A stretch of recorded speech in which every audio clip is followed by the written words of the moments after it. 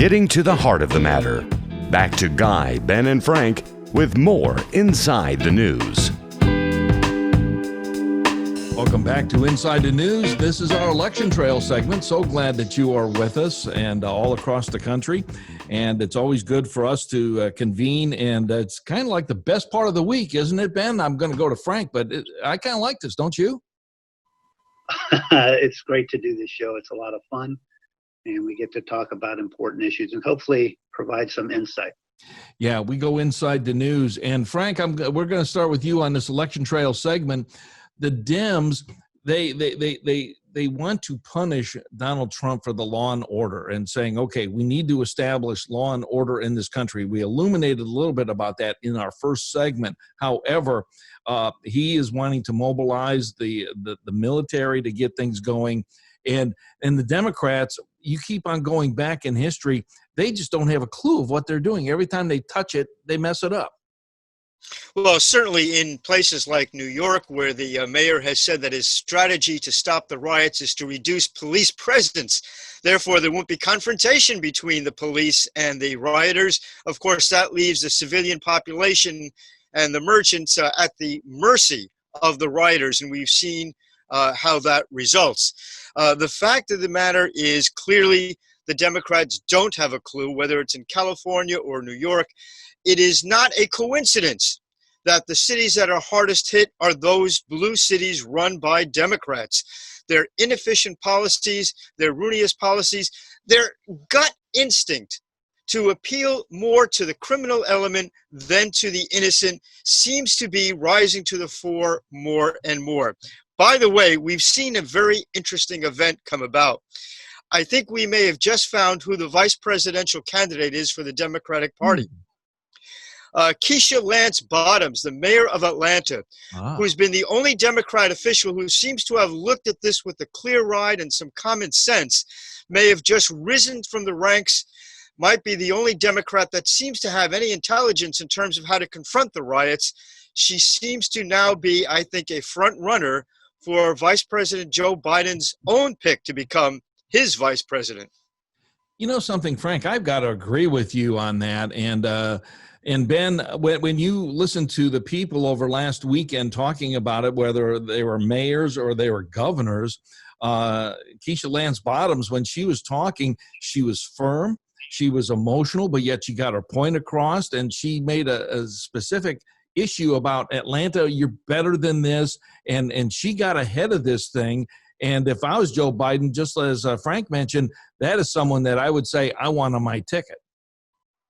Well, look, she did a great job, and we talked about leadership, the absence of leadership in so many cities and governorships.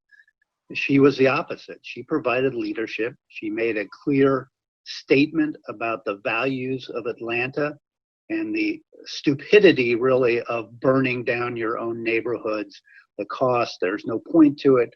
It does no justice to Mr. Floyd. And it is nothing but wanton destruction, and that's not what Atlanta is about. And it has had an effect.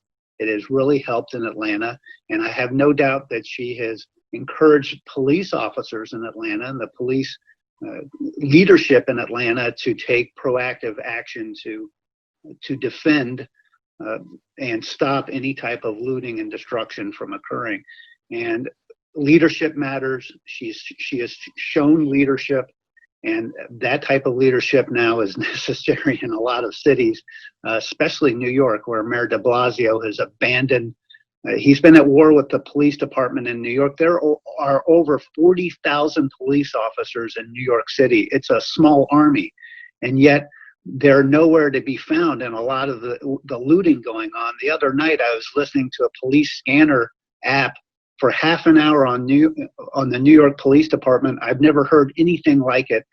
The police were overwhelmed. There were nonstop calls from all over the city, all over Midtown Manhattan, the Bronx, Brooklyn, of cops calling in and reporting.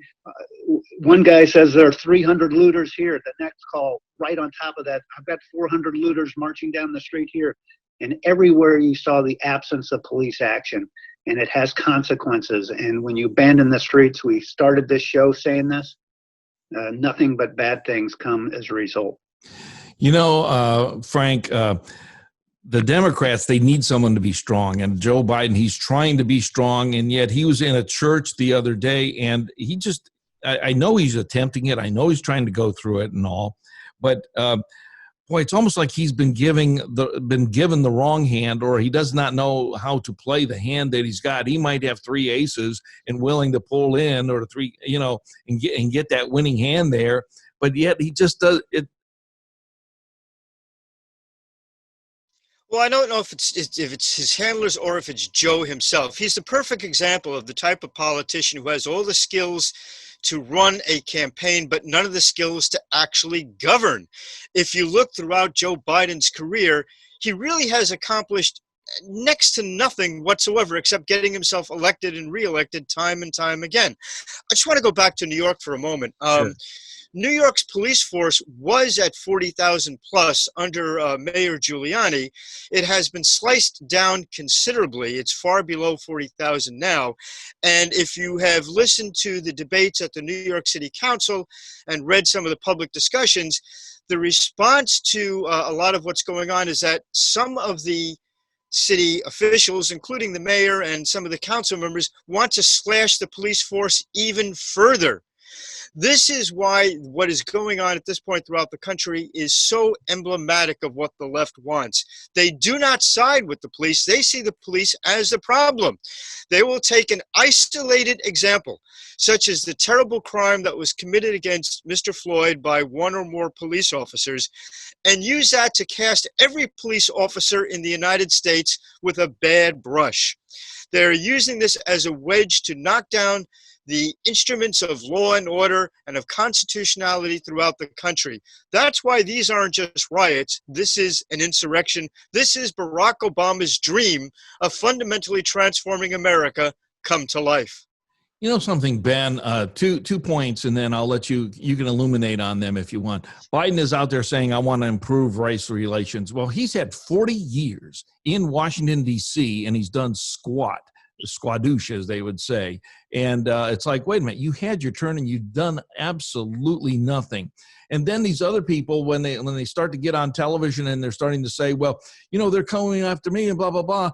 I would want to say, why are you even in this city? This is we've got this thing on shutdown here, and there's a curfew. You shouldn't even be here to be talking about it. I just don't believe it. And yet they give them the microphone to talk, Ben.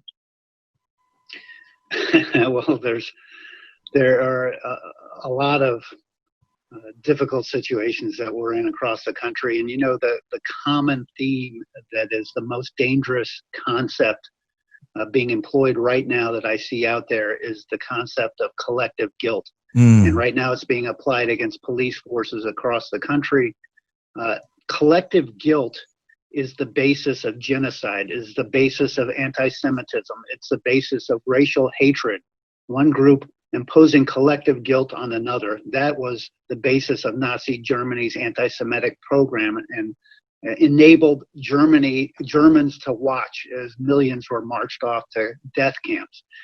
That concept is the most dangerous thing going, and unfortunately it's at play right now across the country, imposing collective guilt against people. Hold individuals responsible.